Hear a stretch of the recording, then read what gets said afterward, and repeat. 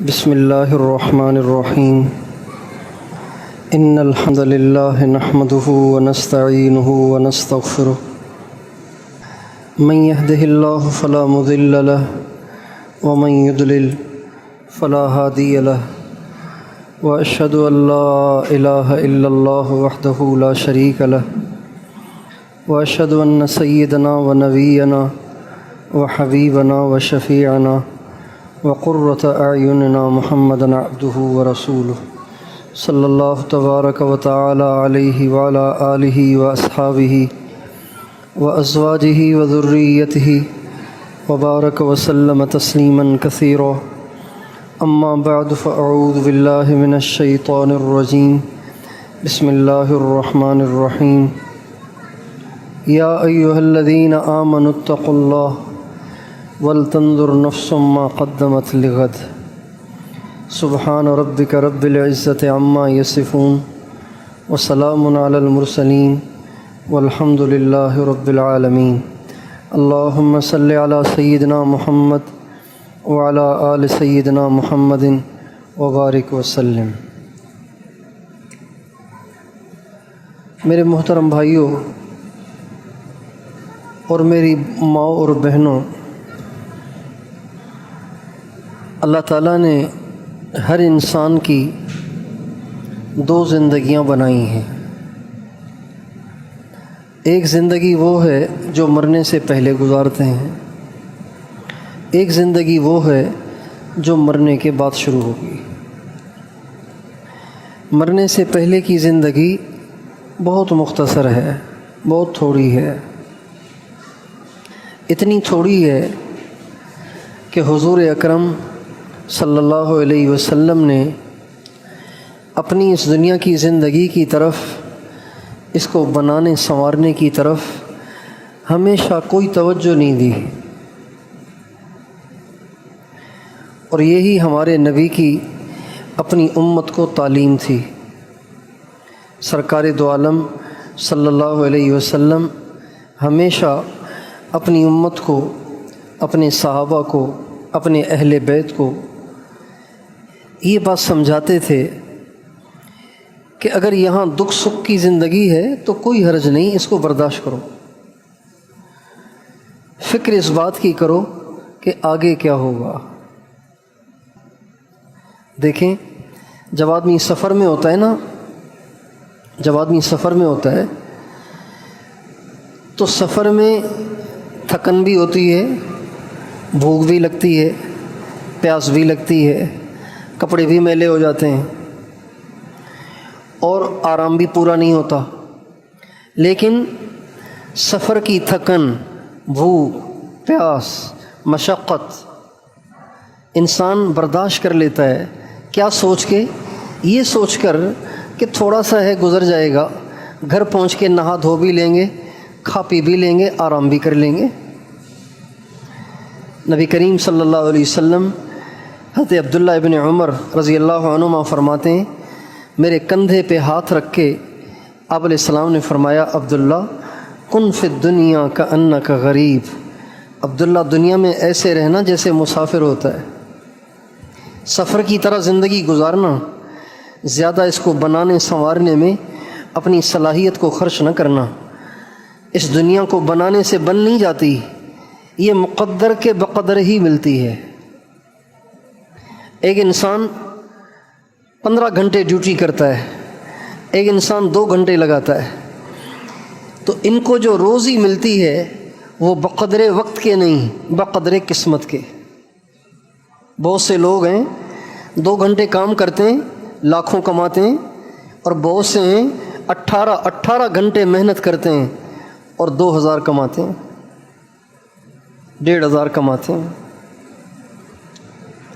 تو روزی کا تعلق محنت سے نہیں، روزی کا تعلق قسمت کے ساتھ ہے۔ اللہ تعالیٰ فرماتے ہیں، وَمَا مِن دَابَّةٍ فِي الْأَرْضِ إِلَّا عَلَى اللَّهِ رِزْقُهَا وَيَعْلَمُ مُسْتَقَرَّهَا وَمُسْتَوْدَعَهَا كُلٌّ فِي كِتَابٍ مُبِينٍ۔ جتنے زمین میں چلنے والے انسان ہیں، جانور ہیں، جاندار ہیں، ان سب کی روزی میرے ذمے ہے، میں نے انہیں پہنچانی ہوتی ہے۔ ایک ماں کی چھاتی سے 2 بچے دودھ پیتے ہیں، ایک ماں کی چھاتی سے 2 بچے دودھ پیتے ہیں، ایک ہی اسکول میں پڑھتے ہیں، ایک ہی اسکول میں پڑھتے ہیں، لیکن بڑے ہو کر ان کی قسمت الگ ہو جاتی ہے، ان کی قسمت الگ ہو جاتی ہے۔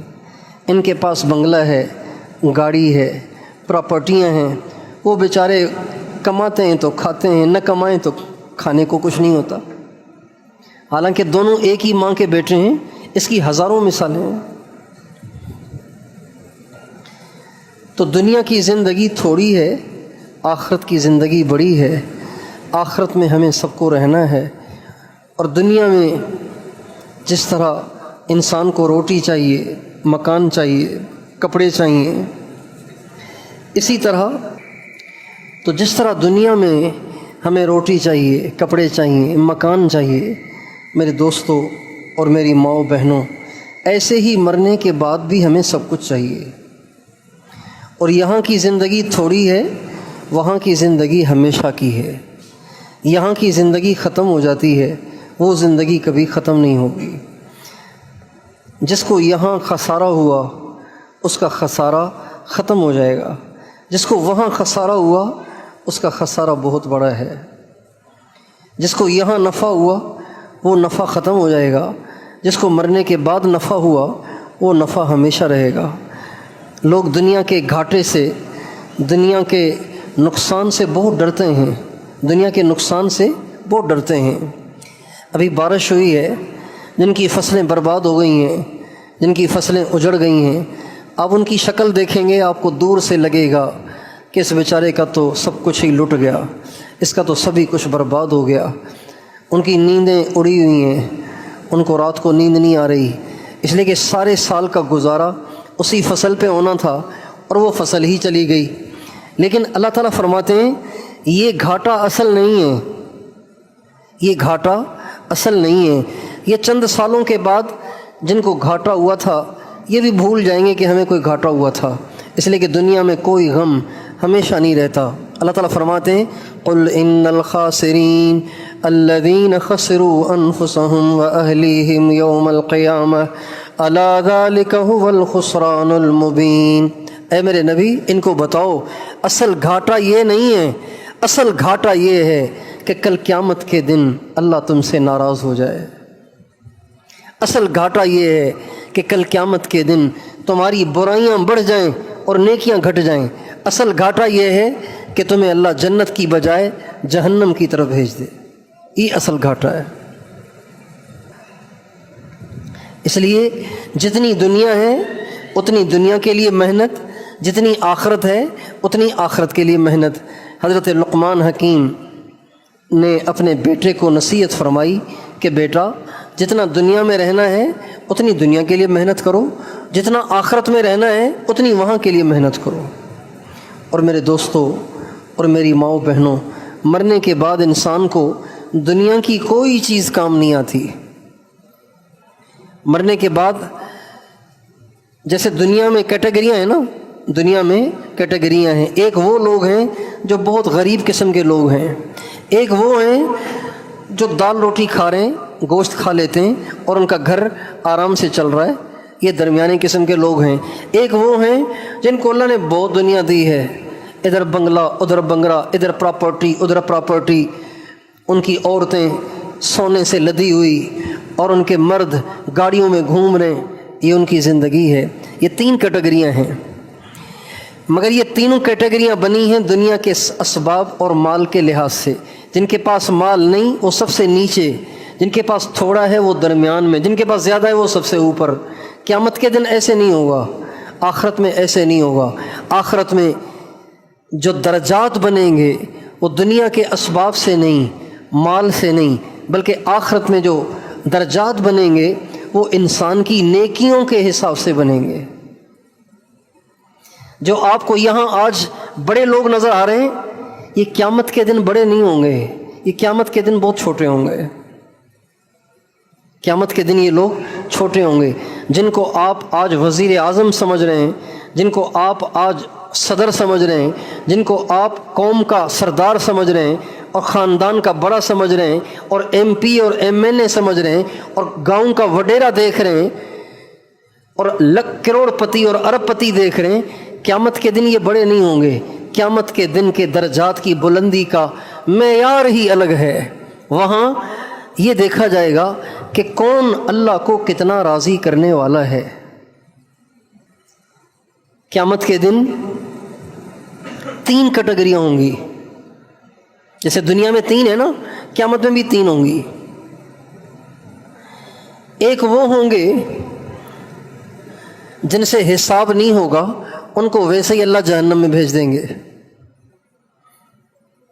اور دوسرے وہ ہوں گے جن کی بخشش ہوگی، ہلکے پھلکے گناہ گار تھے، بخشش ہو جائے گی اور جنت کا نچلا درجہ مل جائے گا۔ ان کا نام ہے اصحاب الیمین۔ وَأَصْحَابُ الْيَمِينِ مَا أَصْحَابُ الْيَمِينِ فِي سِدْرٍ مَّخْضُودٍ وَطَلْحٍ مَّنضُودٍ وَظِلٍّ مَّمْدُودٍ وَمَاءٍ مَّسْكُوبٍ وَفَاكِهَةٍ كَثِيرَةٍ لَا مَقْطُوعَةٍ وَلَا مَمْنُوعَةٍ وَفُرُشٍ مَّرْفُوعَةٍ إِنَّا أَنشَأْنَاهُنَّ إِنشَاءً۔ یہ ساری تفصیل ہے درمیانی درجے کے جنتیوں کی۔ اور ایک اور ہیں، وہ کون ہیں؟ وہ مقربین ہیں۔ وہ کون ہیں؟ مقربین ہیں۔ انہوں نے اپنی زندگیاں اللہ کو راضی کرنے میں کھپا دیں۔ انہوں نے کبھی شیطان کی مانی ہی نہیں، کبھی نفس کی مانی ہی نہیں، کبھی دنیا کو دیکھا ہی نہیں، کبھی برائی کی طرف قدم اٹھایا ہی نہیں، اگر کبھی اٹھایا بھی تو فوراً توبہ کر کے اللہ کو راضی کر لیا۔ یہ ہیں مقربین۔ والسابقون السابقون اولئک المقربون۔ ان کو ہر وقت اس بات کی فکر لگی رہتی ہے کہ اللہ کو کیسے راضی کروں۔ جیسے لوگ دنیا میں مقابلہ کرتے ہیں نا، دکانداروں کی آپس میں کمپٹیشن ہوتی ہے نا، زیادہ گاہک کس کے پاس آتے ہیں، وہ گاہکوں کو اپنی طرف کھینچتے ہیں، اپنی طرف مائل کرتے ہیں۔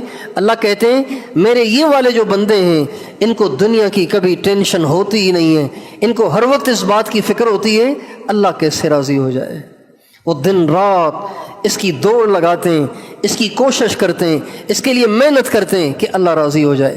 والسابقون السابقون اولئک المقربون فی جنات النعیم ثلۃ من الاولین وقلیل من الآخرین۔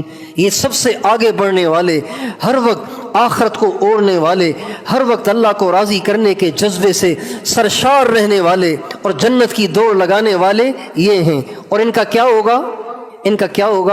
اللہ کہتے ہیں سب سے پہلا انعام ان کو میں یہ دوں گا کہ ان کو اپنے قرب میں جگہ عطا کروں گا۔ اولئک المقربون، ان کو اپنا پڑوس عطا کروں گا، قرب عطا کروں گا۔ اگر کسی کا گھر کسی ایم پی اے کے پڑوس میں ہو، کسی ایم این اے کے پڑوس میں ہو تو اچھا لگتا ہے نا، کبھی ایم پی اے صاحب پڑوس میں ہیں تو چلو کبھی کام پڑ گیا تو دروازہ کھٹکھٹا لیں گے۔ اس پہ مجھے ایک لطیفہ یاد آیا۔ ایک بڑے افسر تھے، ان کے پڑوس میں ایک غریب بڑھیا رہتی تھی۔ ایک دفعہ اس نے مرغی بنا کے، مرغی کا گوشت بنایا، مرغی کا سالن بنایا، قورمے قسم کا سالن بنا کے ڈونگا پورا بھر کے اس کے گھر بھیج دیا۔ ساتھ تو تھے نہیں، جب رات کو گھر پہ آئے تو اس کی بیوی نے وہ سارا ڈونگا پیش کر دیا، کہا یہ جو ہمارے پڑوس میں بڑھیا رہتی ہے نا، یہ اس نے بھیجا ہے۔ کہا واہ بھائی واہ، ماشاء اللہ۔ تو ایسے ہی بھیج دیا، معلوم ہوتا ہے کوئی کام ہوگا اس کا۔ نفسا نفسی کا دور ہے، اغراض پرستی اتنی عام ہو گئی ہے کہ کوئی کسی کو سلام بھی کرتا ہے تو پیچھے کوئی غرض ہوتی ہے، اللہ کی وجہ سے نہیں کرتا۔ یہ بھی قیامت کی نشانیوں میں سے ایک نشانی ہے۔ ہمارے نبی نے فرمایا لوگ پہچان والوں کو سلام کریں گے، باقیوں کو سلام بھی نہیں کریں گے۔ تو اس نے کہا کہ بڑھیا نے گوشت بھیجا ہے، معلوم ہوتا ہے کوئی کام ہے بڑھیا کا، تو چلو پوچھ لو کہ اماں جی کوئی کام ہو تو بتاؤ، ہم آپ کی خدمت کریں گے۔ جب اس کی بیوی نے اس بڑھیا کو پیغام بھیجا تو اس نے جواب بھیجا کہ کام وام کوئی نہیں ہے، میرے گھر میں مرغی مر گئی تھی، آپ لوگ تو حرام کھاتے رہتے ہیں اس لیے میں نے پکا کے آپ کو بھیج دیا، آپ تو ویسے ہی حرام کھاتے رہتے ہیں۔ کسی افسر کے پڑوس میں مکان ملے تو اچھا لگتا ہے، کسی بڑے آدمی کے پڑوس میں جگہ ملے تو اچھا لگتا ہے۔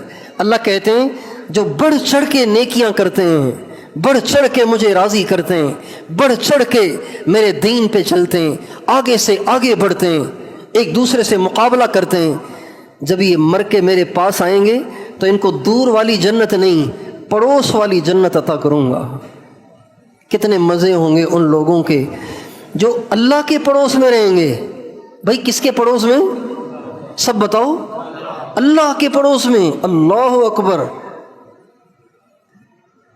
کسی کو حرم مکی کے قریب جگہ مل جائے، وہ کہے گا بھائی میں بیت اللہ کے قریب رہتا ہوں، فخر سے بتاتا ہے کہ میرے قریب بیت اللہ ہے، میرے قریب حضور کا روضہ ہے، میں مسجد نبوی کے بالکل باب فیض سے نکلیں گے نا، سامنے ہمارا گھر ہے، فخر سے بتاتے ہیں فلاں ہوٹل میں ہم ٹھہرے تھے، بالکل چند قدم کے فاصلے پہ تھی، چند دن بھی ہم حرم میں ٹھہرتے ہیں تو ہمیں فخر محسوس ہوتا ہے۔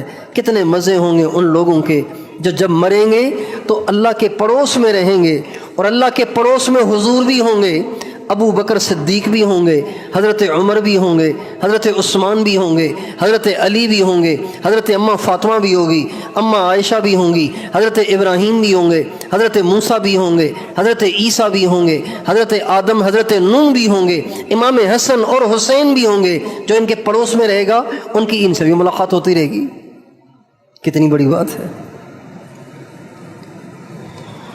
والسابقون السابقون اولئک المقربون فی جنات النعیم ثلۃ من الاولین وقلیل من الآخرین علی سرر موضونہ متکئین علیہا متقابلین۔ اللہ کہتے ہیں جب تم میرے پڑوس میں آؤ گے نا، تمہیں تکیے لگا کے دوں گا، مزے سے ٹیک لگا کے جنت کا نظارہ کرنا، کوئی تمہیں ٹینشن نہیں ہوگی۔ شرط یہ کہ یہاں محنت کرو، مزے سے ٹیک لگا کے بیٹھے ہوں گے، کوئی ٹینشن نہیں ہوگی۔ اللہ کی زیارت کریں گے، سرکار دو عالم صلی اللہ علیہ وسلم کی زیارت کریں گے، انبیاء سے ملاقات کریں گے، اہل بیت اور صحابہ کی زیارت کریں گے، کتنے مزے ہوں گے۔ لیکن یہ بیٹھے بٹھائے نہیں ہو جائے گا۔ والسابقون السابقون، دین میں دوڑ لگانے سے ہوگا، یہ دوڑ لگانے سے۔ بعض لوگ ہوتے ہیں نا، ان کو دین کے بارے میں بڑے صابر ہوتے ہیں، صابر، بس نماز پڑھ لی بس ٹھیک ہے، اجی ہم نماز ہی پڑھ لیں تو ہی بہت ہے، دنیا کے معاملے میں نہیں کریں گے۔ کہیں گے واشنگ مشین بھی بھائی ہاتھ پہ دھو لو، نہیں واشنگ مشین تو چاہیے نا، بھائی بغیر استری کے پہن لو، نہیں جی استری بھی چاہیے، اچھا جی بغیر اے سی کے رہ لو، نہیں جی اے سی تو چاہیے نا، اتنی گرمیاں چل رہی ہیں، اچھا جی ماربل کی کیا ضرورت ہے، کچے گھر میں رہ لو بھائی، سیمنٹ کے بنے ہوئے فرش پہ زندگی گزار لو، کہ جی نہیں ماربل تو چاہیے نا، آخر دنیا میں رہنا تو ہے نا۔ دنیا میں صبر نہیں کریں گے، دین میں صبر کریں گے، جنت کے بارے میں صبر کریں گے۔ اللہ تعالیٰ فرماتے ہیں وَفِي ذَلِكَ فَلْيَتَنَافَسِ الْمُتَنَافِسُونَ، ادھر نہیں ادھر دوڑ لگاؤ۔ جس صبر کا مظاہرہ جنت کے معاملے میں کرتے ہیں، جنت کے معاملے میں نہیں، آخرت کے، دنیا کے معاملے میں اس صبر کا مظاہرہ کرو، آخرت کے بارے میں دوڑ لگاؤ، دوڑ لگاؤ۔ ہمارے نبی غزوہ احد کے لیے تشریف لے جانے لگے تو ایک گھر میں دو مرد تھے، ایک حضرت جابر، ایک ان کے والد عبداللہ۔ اب ان دونوں کی آپس میں مناظرہ شروع ہو گیا، بحث مباحثہ شروع ہو گیا۔ کس میں؟ اس میں نہیں کہ تو جا بھائی مجھے بہت سارے کام ہیں، یوں نہیں کہہ رہے۔ بوڑھا باپ کہہ رہا ہے بیٹا तेरी तो ज़िंदगी अभी बहुत है, मेरा बुढ़ापा आ गया है, मुझे जाने दे, शायद अल्लाह मुझे शहादत दे दे। और बेटा कह रहा है अब्बू आपकी इतनी ज़िंदगी गुजर गई नेकियों में, अब कुछ मुझे भी मौका दे। बाप कह रहा है मैं जाऊं, बेटा कह रहा है मैं जाऊं। फैसला आया नबी करीम सल्लल्लाहु अलैहि वसल्लम के पास। आपने हज़रत जाबिर से फरमाया, जाबिर तुझे जाने का अजर मिल गया, तू घर में ठहर और अपनी बहनों पे हाथ रख। और अब्दुल्ला से कहा तुम अल्लाह के रास्ते में जाओ। अल्लाह की शान, आगे गए तो हज़रत अब्दुल्ला शहीद हो गए, हज़रत अब्दुल्ला शहीद हो गए। और हमारे नबी को भी बड़े ज़ख्म आए। अभी ये जंग ख़त्म हुई, आपने वहाँ से फरमाया आगे चलो, घर नहीं आगे चलो, हमराउल असद के लिए चलो। जब जाने लगे तो हज़रत जाबिर पहुँच गए, या रसूल अल्लाह आपका लश्कर, आपके लश्कर में मेरे अब्बा थे, वो तो शहीद हो गए, तो उनकी जगह अब तो मुझे ले लें। इसको कहते हैं वस्साबिकून अस्साबिकून उलाइकल मुक़र्रबून व फ़ी ज़ालिका फ़ल्यतनाफ़सिल मुतनाफ़िसून। इसमें मुकाबला करो। जितना दुनिया में रहना है उतनी दुनिया के लिए मेहनत, जितना आखिरत में रहना है उतनी आखिरत के लिए मेहनत। कितनी वाज़ेह बात है। इसलिए सरकार दो आलम सल्लल्लाहु अलैहि वसल्लम की पूरी ज़िंदगी हमारे लिए नमूना है। हमारे नबी ने दुनिया से दिल नहीं लगाया, हमेशा दुनिया से बेरग़बती वाली ज़िंदगी आपने गुजारी। नबियों के इमाम हैं, नबियों के इमाम हैं, वजह कायनात हैं, और इतने अजीम शान हैं कि अल्लाह ताला ने उनके चेहरे की कसम खाई, उनकी जुल्फ़ों की कसम खाई, उनकी ज़िंदगी की कसम खाई, उनकी चाहत पे अपने अहकाम में तब्दीली कर दी। इतने ऊंचे मकाम पे फाइज़ हैं, लेकिन कपड़े पहने हुए ऐसे, कपड़े ऐसे पहने हुए जिसमें जगह जगह पैबंद लगे हुए। आप अपना एक तस्वुर बनाएंगे ना हुजूर अकरम सल्लल्लाहु अलैहि वसल्लम का, जब आप तस्वुर बनाएंगे ना तो आपके तस्वुर में तो होगा कि अजीम शान है, सर पे ताज रखा हुआ है और अजीब और अजीम शान पोशाक आपने पहन रखी है और अजीम शान सवारी पे आप सवार हैं। तस्वुर तो ये बनेगा क्योंकि आप सारे नबियों के इमाम हैं और सबसे बड़े अल्लाह के महबूब हैं, अल्लाह के हबीब हैं, जबकि आपकी ज़िंदगी ऐसी नहीं थी। आपने हमेशा फ़कीराना ज़िंदगी गुजारी, फटे हुए लिबास, टूटी हुई जूती और कच्चे मकान में और गधे पे सवारी, इस तरह आपने ज़िंदगी गुजारी है। लेटने के लिए आपके पास कोई मोटी चादर नहीं थी, गद्दा नहीं था, कोई कंबल नहीं था, आप बोरिए पे लेटा करते थे। अब्दुल्ला इब्न मसूद कहते हैं एक दफ़ा मेरी सरकार दो आलम की पीठ पे नज़र पड़ी तो आपकी पीठ पे निशान पड़ गए थे। मैंने कहा या रसूल अल्लाह लवित्तखज़ना लक विताआ, आपके लिए हम नरम बिस्तर बना दें जिस पे आप आराम कर लिया करें। आपने फरमाया माली वलिद दुनिया मा अना फिद दुनिया इल्ला कराकिबिन। अब्दुल्ला दुनिया का क्या करूं, मैंने कोई हमेशा थोड़ी रहना है, मैं तो मुसाफिर हूं। बोरिए पे ज़िंदगी गुजार रहे हैं, बोरिए पर, बोरिए पर, बोरिए पर ज़िंदगी गुजार रहे हैं। अगर हमारे सामने हमारे नबी की ज़िंदगी हो ना तो हम कभी दुनिया की परेशानियों से परेशान हो। यकीन जानिए लोग अपने मसाइल सुनाते हैं, मसाइल सुनाते हैं, कोई हज़ारों में कोई एक मिलता है जो ये कहता है कि दुआ करें अल्लाह की मोहब्बत हासिल हो जाए, दुआ करें अल्लाह राज़ी हो जाए। हज़ारों में कोई एक मिलता है, वरना अजी किराए के मकान में रहता हूँ, दुआ करें अल्लाह मकान दे दे। अजी दुआ करें रिश्ता नहीं हो रहा, कोई अच्छा रिश्ता मिल जाए। दुआ करें 10 साल हो गए औलाद को औलाद नहीं हो रही। दुआ करें सर में बहुत दर्द रहता है, दुआ करें सर का दर्द ठीक हो जाए। अभी रास्ते में एक नौजवान मिले, कहने लगे चूक पड़ गई है क्या करूं। मैंने कहा मैं कुम्हार थोड़ी हूं भाई, मैं को पहलवान हूं, मुझे चूक पूछने आए। अल्लाह के तालिब ढूंढने से भी नहीं मिलते, اس لیے کہ حضور کی زندگی سامنے نہیں ہے۔ ہمارے نبی کو طائف میں پتھر لگے، طائف میں پتھر لگے، اتنے لگے آپ لہو لہاں ہو کر بے ہوش ہو کر زمین پہ گر گئے۔ زید بن حارثہ نے آپ کو اٹھایا اور آ کے عتبہ اور شیبہ کے باغ میں لٹایا۔ آپ کو جب ہوش آیا آپ نے وضو کیا، 2 رکعت نماز پڑھی، اور پتہ ہے اللہ سے کیا کہا؟ اللہ سے کہا یا اللہ اگر آپ اس حال میں راضی ہیں تو مجھے آپ سے کوئی گلہ نہیں۔ اِلَّمْ يَكُنْ لَكَ عَلَيَّ غَضَبٌ فَلَا أُبَالِي، اے اللہ اگر آپ ناراض نہیں، اگر آپ نے یہ پتھر مجھے اس لیے مروائے ہیں کہ آپ ناراض ہو گئے تو پھر میں آپ سے معافی چاہتا ہوں، آپ مجھ سے راضی ہو جائیں۔ اور اگر آپ مجھ سے ناراض نہیں ہیں، آپ نے مجھے کسی وجہ سے یہ پتھر لگوائے ہیں تو مجھے آپ سے کوئی شکوہ نہیں، میں بھی ان پتھروں پہ راضی ہوں۔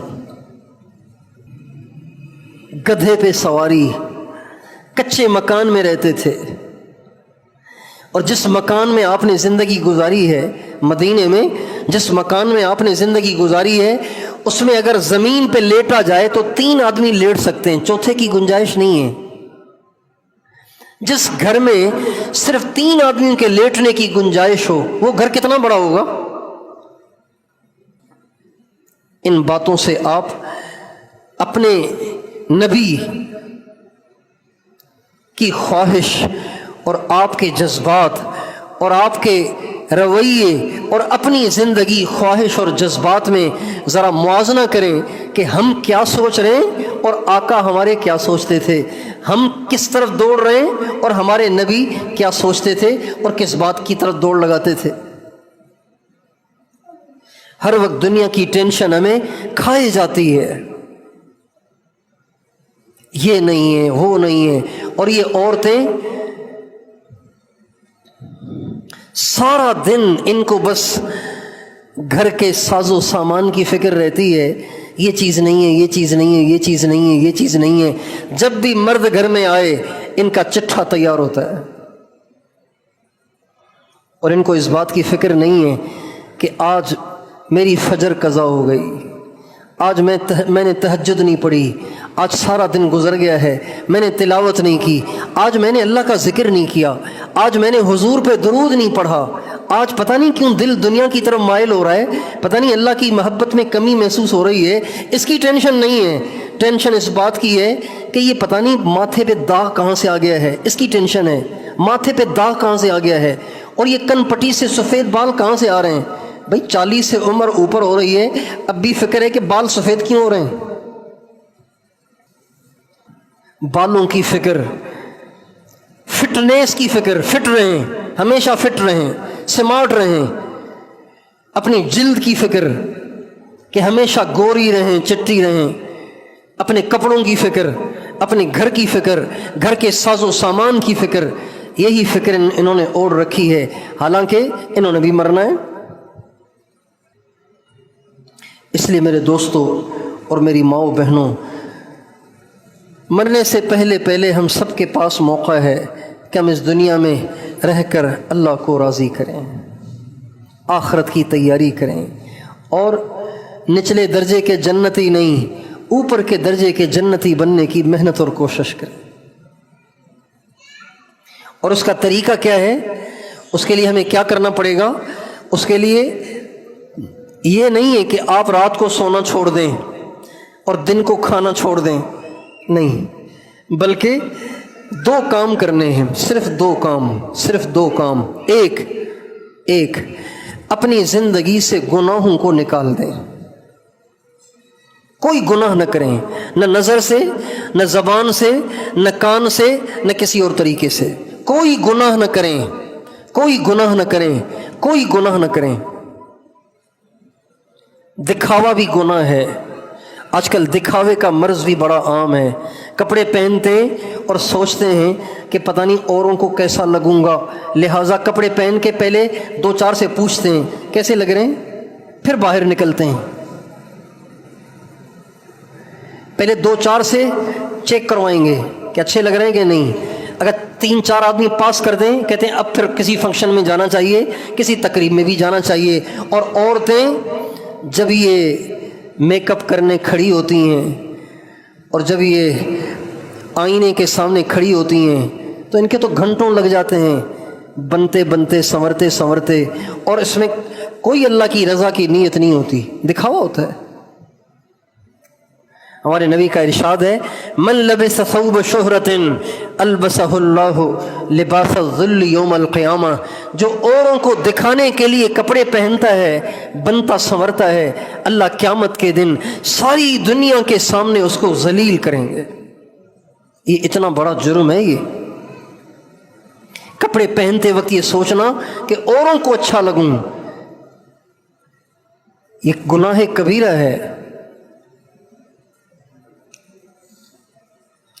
اور جن لوگوں کی طبیعت اکثر خراب رہتی ہے نا، اکثر خراب رہتی ہے، کبھی سر درد، کبھی پیٹ میں درد، کبھی کمر میں درد، کبھی ادھر درد، کبھی ادھر درد، ایک نہ ایک ان کو چھوڑتی نہیں ہے۔ جن مردوں عورتوں کے ساتھ یہ مسئلہ ہے، تو عام طور پر یہ مسئلہ ان کے ساتھ ہوتا ہے جن کی طبیعتوں میں دکھاوا ہوتا ہے، دکھاوا کرتے ہیں، زیادہ بن سنور کے رہتے ہیں، اچھے اچھے کپڑے پہن کے باہر نکلتے ہیں، اچھی اچھی پرفیوم استعمال کرتے ہیں، اچھا میک اپ استعمال کرتی ہیں، باہر نکلتی ہیں، نظر لگ جاتی ہے، نظر لگ جاتی ہے تو پڑی ہوتی ہیں پھر۔ اس لیے ہمارے نبی کا ارشاد ہے ان البذاذۃ من الایمان، سادگی ایمان کا حصہ ہے، سیدھے سادے بن کے رہو، کوئی ٹینشن نہیں، نظر بھی نہیں لگتی، پھر سیدھے سادے بن کے رہو۔ ہمارے یہاں جب شادیاں ہوتی ہیں تو بیچاری دلہن کو جب وہ بیوٹی پارلر لے جاتے ہیں، 6 گھنٹے لگتے ہیں اس کو بنانے میں، 8 گھنٹے لگتے ہیں بنانے میں، اور جب وہ بن سنور کے آتی ہے تو چاہے وہ عالمہ، حافظہ، متقیہ، عابدہ، زاہدہ کیوں نہ ہو، میک اپ کے بعد تو نماز بھی نہیں پڑھ سکتی، اس لیے کہ وضو کرے گی تو نماز جائے گی، وضو کرے گی تو میک اپ جائے گا، وضو نہیں کرے گی تو نماز جائے گی، نماز چھوڑ دیتی ہیں۔ دیندار دلہنیں بھی میک اپ کے بعد نماز نہیں پڑھ پاتی، نمازیں چلی جاتی ہیں۔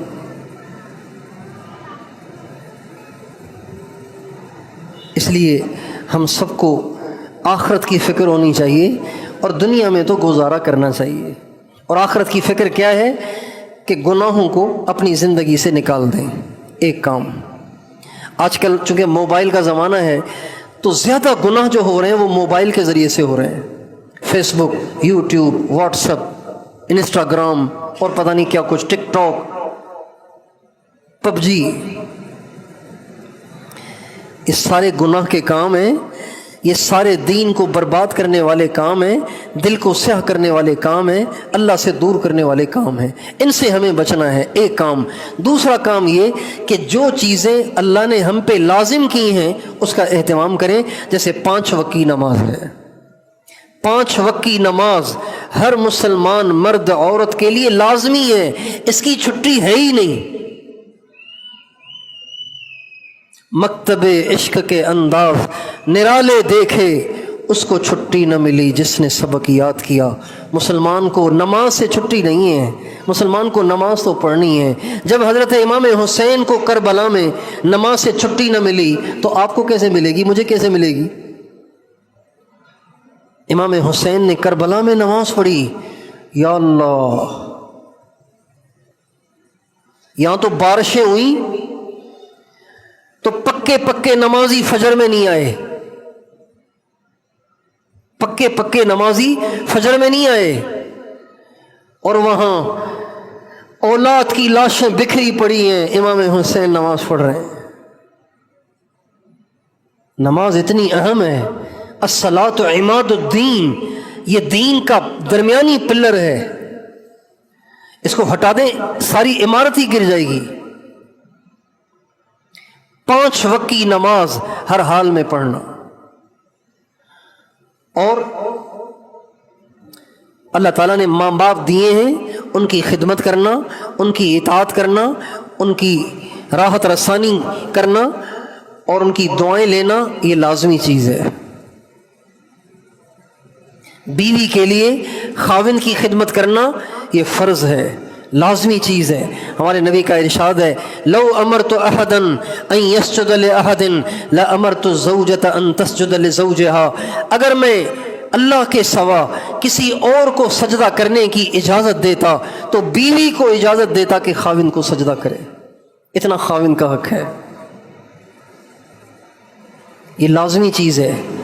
ہمارے نبی کا ارشاد ہے جو عورت رات اس حال میں گزارے کہ اس کا خاوند اس سے ناراض ہو، ساری رات فرشتے اس پہ لعنت برساتے ہیں. ساری رات فرشتے اس پہ لعنت برساتے ہیں. جو عورت اس حال میں رات گزارتی ہے کہ اس کا خاوند اس سے ناراض ہے. اور مرد ہے تو بیوی سے حسن سلوک کرنا فرض ہے، لازم ہے. بیوی کی خدمت کرنا، بیوی سے حسن سلوک کرنا، بیوی کے ساتھ بیوی کی قدردانی کرنا، اس سے خوش اخلاقی سے پیش آنا، اس کی طرف سے آنے والی ناگواریوں کو برداشت کرنا، سہنا اور پینا، یہ لازمی چیز ہے، یہ شریعت کا حصہ ہے. ہمارے نبی نے ساری زندگی کبھی اپنی بیویوں کو ڈانٹا نہیں، مارا نہیں، کبھی نہیں مارا، کبھی نہیں ڈانٹا. آپ کو ناگواریاں پیش آئیں، ان ناگواریوں پہ آپ نے صرف خاموشی اختیار کی، ڈانٹا کبھی نہیں، مارا بھی کبھی نہیں. اور آپ فرماتے تھے خیرکم خیرکم لأہلہ وانا خیرکم لأہلی، تم میں سب سے اچھا وہ جو بیوی کے لیے سب سے اچھا ہو، اور میں اپنی بیوی کے لیے سب سے اچھا ہوں. بیوی سے حسن سلوک کرنا، اس کی قدردانی کرنا، یہ فرض چیز ہے، لازمی چیز ہے. بیوی کی کتنی بڑی قربانی ہے. ہم جب چلے میں جاتے ہیں نا تو ہماری بیویوں کے منہ اتنے سے ہو جاتے ہیں، رو بھی رہی ہوتی ہیں، اور ہم بھی اداس ہوتے ہیں، پریشان ہوتے ہیں، چلے میں جاتے ہیں تو. اور یہ بیچاری تو زندگی بھر کی تشکیل کروا کے آپ کے گھر میں آتی ہیں، ان کی کتنی قدر کرنی چاہیے. زندگی بھر کے لیے کسی اور گھر کو اپنا گھر بنا لینا، جس گھر میں زندگی گزری ہو ہمیشہ کے لیے اس کو خیر بات کہنا، یہ کتنی بڑی قربانی ہے. اللہ تعالیٰ اگر ان کی فطرت میں یہ چیز نہ ڈال دیتے تو بڑا مشکل تھا. اس لیے بیوی کی قدردانی یہ ساری شریعت ہے، یہ سارے دین کے حصے ہیں، دینی احکام ہیں. اس کا اہتمام کرنا، پڑوسی کا حق ہے، رشتہ داروں کے حقوق ہیں، بھائی بہنوں کے حقوق ہیں، چچا زاد، خالہ زاد، ماموں زاد، پھوپھی زاد، ان سب کے حقوق ہیں. ان سب کے حقوق کو ادا کرنا یہ لازمی چیز ہے، فرض چیزیں، یہ حقوق العباد ہیں. اگر یہ چیزیں ہم کر لیں، آگے بڑھ بڑھ کے کریں، تو یہ آخرت کی تیاری ہے، یہ جنت کا سامان ہے، یہ جنت کی ریزرویشن ہے، جنت کی ریزرویشن ہے یہ. ہاں، جو جتنا زیادہ کرے گا وہ اتنا اونچا جائے گا، جو جتنا زیادہ کرے گا وہ اتنا آگے جائے گا، جو جتنا زیادہ کرے گا وہ اتنے بڑے بلند مرتبے پہ فائز ہوگا، جو جتنا کم کرے گا وہ اتنا پیچھے رہ جائے گا. تو بھائی سارے بھائی اس کی کوشش فرمائیں گے انشاءاللہ. اور بہت خوشی ہوئی یہ بات سن کے کہ یہاں پر چھوٹی بچیوں کی دینی تعلیم کا انتظام ہے، اور بڑی بالغ عورتوں کی بھی تعلیم کا انتظام ہے. اور اب بتا رہے تھے کہ یہاں پہ تعلیم بالغاں کا بھی انتظام کیا گیا ہے، بڑے مردوں کی تعلیم کا انتظام کیا گیا ہے. یہ بہت بڑی نعمت ہے، اس کی ہم قدر کریں. اور تمام عورتوں سے درخواست ہے کہ ایک تو اپنی بچیاں اس مدرسے میں چھوڑ کر ان کو قرآن سکھائیں، ان کو دینی اخلاق سکھائیں اور اسلامی عادات سکھائیں، ان کو اسلام سے اور دین سے روح شناس کرائیں، اور خود بھی اس ماحول میں ٹائم دیں اور روزانہ کچھ وقت نکال کے آ کر یہاں دین کو سیکھا کریں. دیکھیں اگر ہم دین نہیں سیکھیں گے اور دین سے جاہل ہو کر مر جائیں گے،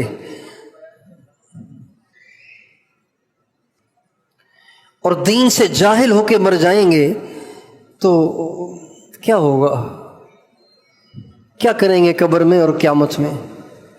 اس لیے دنیا کی زندگی میں ہی ہم قرآن سیکھیں، اور نبی کریم صلی اللہ علیہ وسلم کی زندگی کو سیکھیں، آپ کی زندگی کی سنتوں کو سیکھیں اور خود بھی کریں اور اوروں کو بھی اس پہ لانے کی محنت اور کوشش کریں۔ تو تمام مستورات سے بھی درخواست ہے کہ جو بڑی عمر کی عورتیں ہیں وہ بھی کوشش کریں کہ مدرسے کو تھوڑا ٹائم دیں اور اس میں دین سیکھنے کی ترتیب بنائیں۔ اور مردوں سے بھی درخواست ہے، یہاں تعلیم بالغاں کا سلسلہ چالو ہوا ہے، تو سارے کے سارے مرد اس میں داخلہ لیں اور داخلہ لے کر اس میں اپنی پڑھائی شروع کریں۔ 1-1.5 گھنٹہ روزانہ نکال لیا کریں تاکہ ہم دین کی موٹی موٹی بنیادی باتوں سے بھی واقف رہیں۔ کریں گے کوشش انشاءاللہ، اللہ تعالیٰ توفیق دے تو کچھ وقت تبلیغ میں اللہ کے راستے میں لگائیں، مرد بھی لگائیں، عورتیں بھی لگائیں، عورتیں اپنے محرم مردوں کے ساتھ تھوڑا سا ٹائم لگائیں۔ اللہ تعالیٰ ہم سب کو توفیق دے۔